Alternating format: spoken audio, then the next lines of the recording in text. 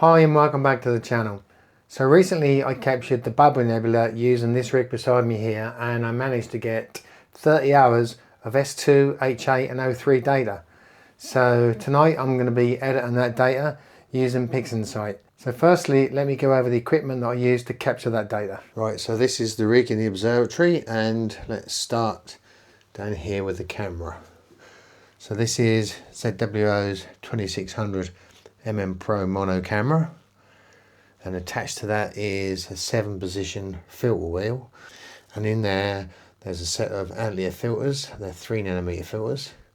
And moving up the imaging train, we have attached to the side here a ZWO electronic focuser, and the actual main scope here you can see, that is the Skywatcher Esprit 120 ED. That's 840mm focal length at native, and you can reduce that down to about 640mm. So at the top here is the Skywatcher Evo Guide, the 50 ED guide scope, and down the end there is the ZWO 120 mini camera. Power distribution is by the Pegasus Power Box. That's the Power Box Advance. That distributes the power all around the rig. As you see, these cables everywhere. Running the rig is the mini PC. That's the Mealy Quarter 3 mini PC. I've got that directly wired up to my internet in here, and this is all sitting on the EQ6R Pro mount, which is sitting on my homemade pier adapter attached to the concrete pier. So there's always more than one way to edit data in PixInsight, and this is the quickest and simplest way I've come up with so far. It's only about 20 minutes from start to finish. Okay, so APP has finished stacking, and this is the sulfur master. And it's shown a surprising amount of detail. So let's just quick have a look at the oxygen. Yeah, again, that's quite a lot of detail around the bubble, and there's a lot on the outer edges there. Let's look at the HA. Wow, that's amazing. Look at that HA. That's incredible. Okay, right. That's good. APP's done a fantastic job. So I'm now going to take this lot into PixInsight and start processing. Right, so I've brought the masters into PixInsight, and I have already renamed them. I'll just show how I did that. You right click on the image, go to identifier, and I've shortened them down to S2, HA and O3. They've also been cropped, and I used the dynamic crop tool here, and then I dragged the instance down onto the top here, and then just drag and drop them onto all of the images. So they're all the same, so that's done. So the next step is, now some people say that before you combine them that you should apply ABE first if you're going to apply ABE. So I wanted to see really what the difference was.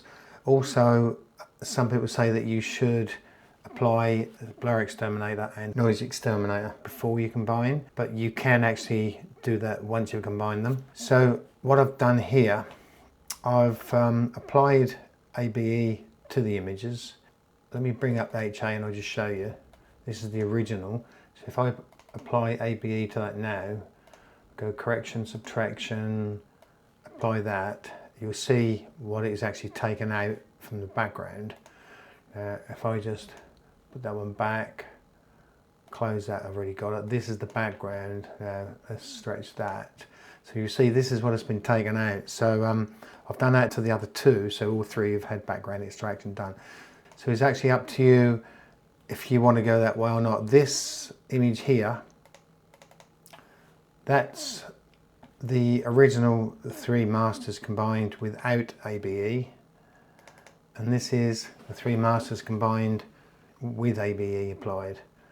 So it's up to you which way you want to go. I'm debating really. I actually quite like the one here on the left.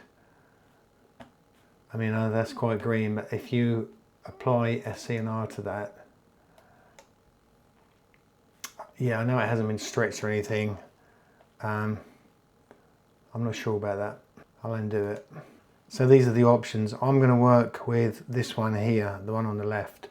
So I'll miniaturize that again. So that's the 3 channels just combined without ABE. So the next thing I'm going to do on this image is reduce the stars by using BlurXterminator. So go into processes, deconvolution, bring up BlurXterminator. I'm not going to go mad with this. I've dropped it down to 40. I'm going to apply that, and then I'm going to give it a noise reduction before I stretch it.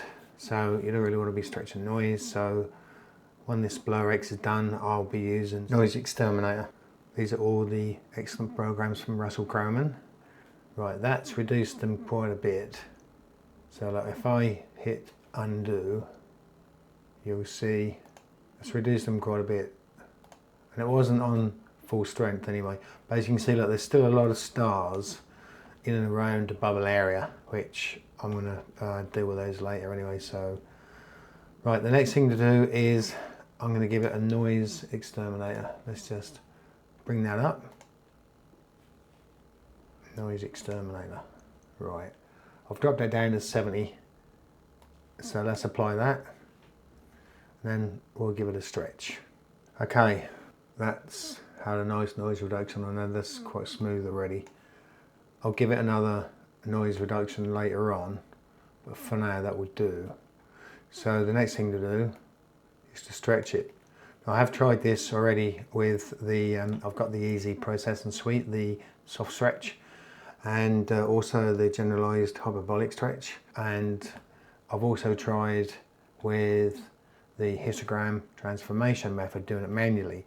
And I did actually find that I retained quite a lot of detail by stretching it manually. So I'm going to do that again manually by bringing up histogram transformation. So this is image 11.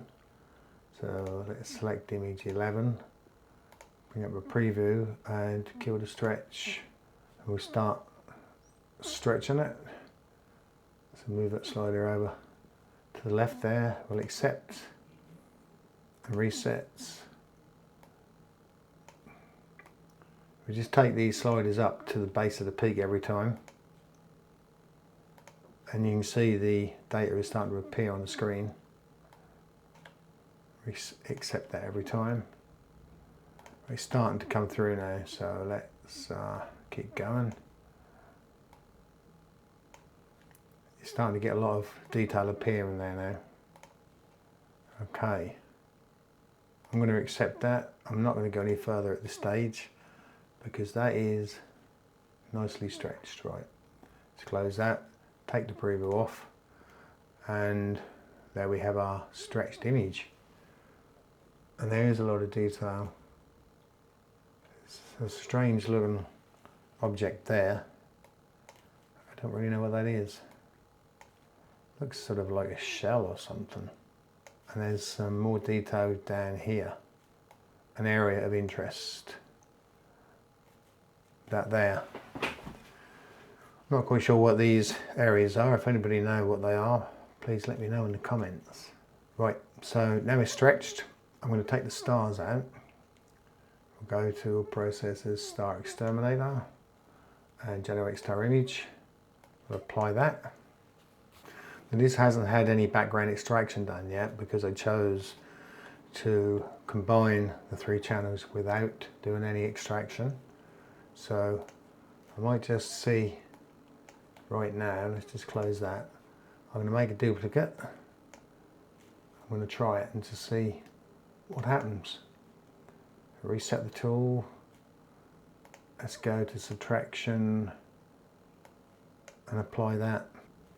Okay, what's it taken out? Let's have a look. Not really a great deal. I mean, there is a bit of a gradient there, but I don't think it doesn't look much different to that one.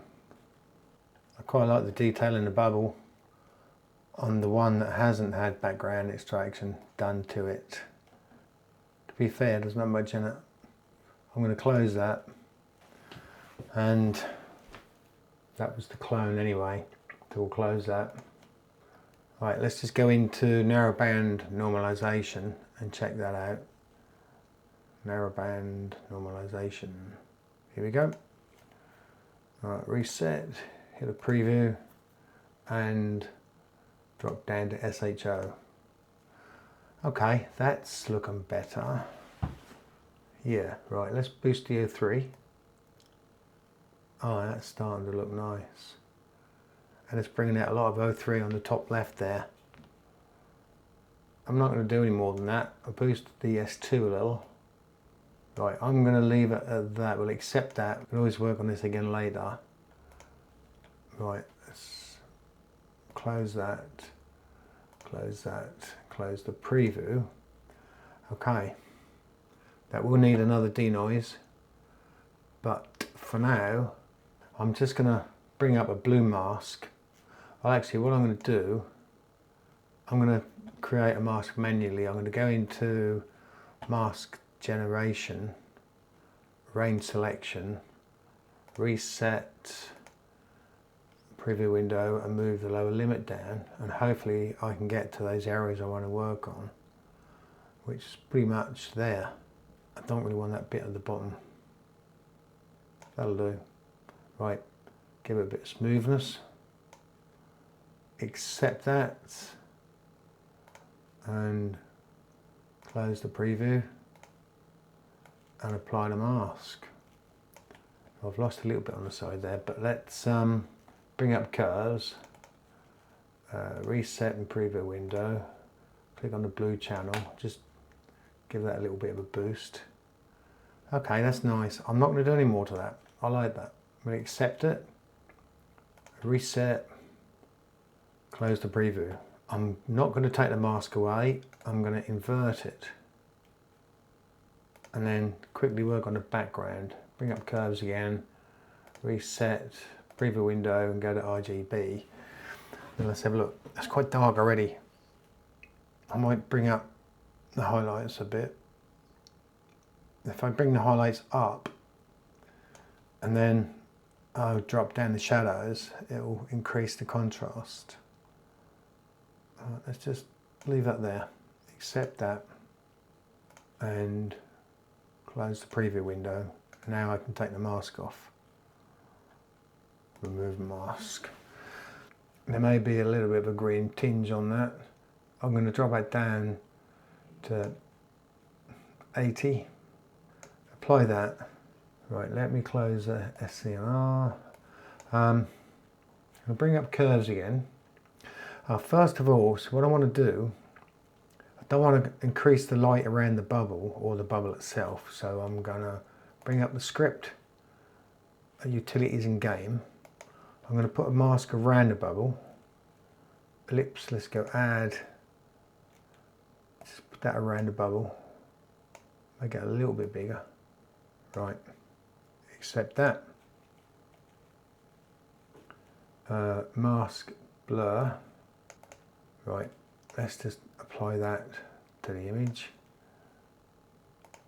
I have to invert it because I'm protecting the bubble, so mask and invert. Now I can go to curves, reset, preview window, RGB. I want to lighten the whole image across the whole frame without increasing the light of the bubble. So that's bringing out a lot more detail. I'm just going to drop down the shadow areas again slightly. Right, okay, let's accept that. Let's close that, take the preview away, remove the mask. Right, I actually want to darken those features on the bubble itself. So apply the mask again back onto the bubble and bring up curves. And now we're working on the bubble, so that's right, RGB. Let's just bring that down a little. That's better. I think let's put a bit of depth into that bubble. So we accept that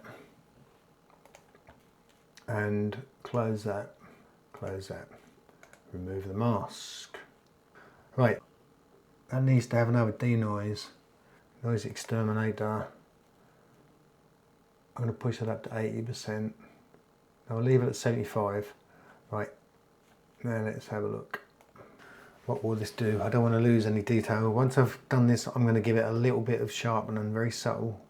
And for that I will go into the script again and use ADV sharpening. I find that's quite subtle. It does a nice little job. Right, that's looking better. That's much better. Right, close that. Now we'll go into script, utilities, ADB, sharpening. Now I'm going to reduce that down. It's set on 40. I'm going to reduce that down to 20. Let's move that out of the way so we can see. And hit sharpen. So if you keep an eye on these peaks here and the bubble itself, you should see a difference. Right, let's just bring that up a bit. Let's go back. Oh yeah. Now let's do redo. If you watch those peaks, let's pull them out. Add a bubble again and a redo. Yeah, that's subtle, but it works. It's all it needs. Right, I'm going to try the yellow mask. Just increase the yellow areas. Right, so there's quite a bit of yellow area there. I'm gonna give it a mask blur. That's better. Now apply that mask to the image. Right, bring up curves. Reset, preview window, boost up the read channel a little. Boost up the green channel slightly. Yeah, that's nice. Let's lighten it a touch. And going to give it a bit of saturation. Okay, let's go with that. No, that's too much. All right, take away the preview, close that, take away the mask. Okay, I'm quite pleased with that. You can see that area of interest again at the top. Again, it looks like a shell. No idea what it is. Very interesting. And we've got this area over here to the left, and then this area down the bottom. I don't want to boost the saturation anymore. I quite like that. Yeah, if anything, that bubble's still a little bit bright. So what I might do is work on this a little bit more in Photoshop and maybe play around with camera raw and help with the contrast a little. I'll see, but I think that's pretty much as far as I'm going to go here in PixInsight. I'm just going to add the stars back. Anyway, let's bring up the stars. What do I do with the stars? I've lost the stars. What I'll do, I'll quickly stretch this. I'll take the stars out again, and then I'll use these stars. Anyway, not a problem. I'll get them back, and then I will put them back onto this image here. Right, so I've got my stars back. The first thing I'm going to do is right click, identifier, change the name to stars, and having a quick look, there's quite a bit of colour in those stars.